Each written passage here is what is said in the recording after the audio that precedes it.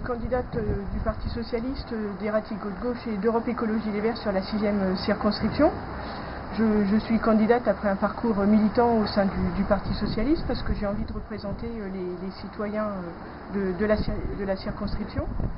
Je pense être à l'image des habitants de notre territoire, c'est-à-dire que je crois qu'aujourd'hui les citoyens ont besoin d'avoir des élus à leur image, une députée disponible. Je n'aurai pas d'autres mandats, c'est un engagement que je prends et que je tiendrai.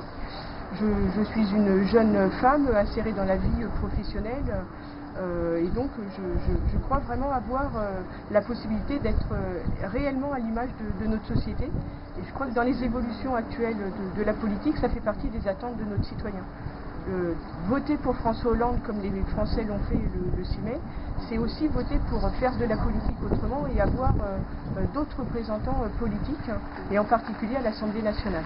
On sait que parfois le Parti Socialiste ne va pas toujours au bout de ses promesses, hein? On l'a vu par le passé. Est-ce que cette fois-ci, vous irez jusqu'au bout? François Hollande a été très clair sur ses engagements. Il a été clair sur ce qu'il pourrait et ce qu'il ne pourrait pas faire.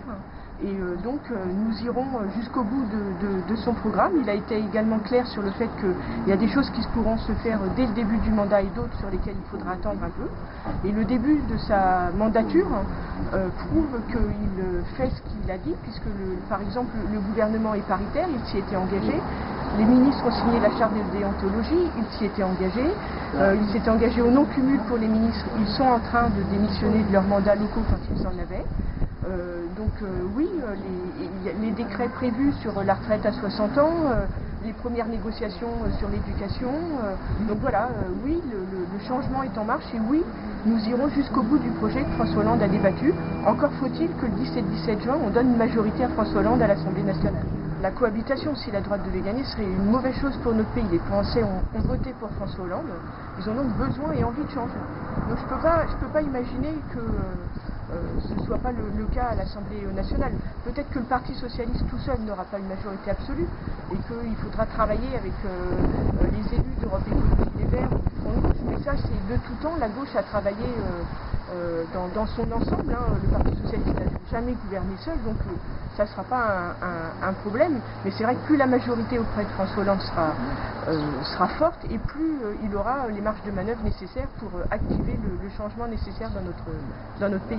Donc pour activer ce changement, il faut voter Valérie Corre.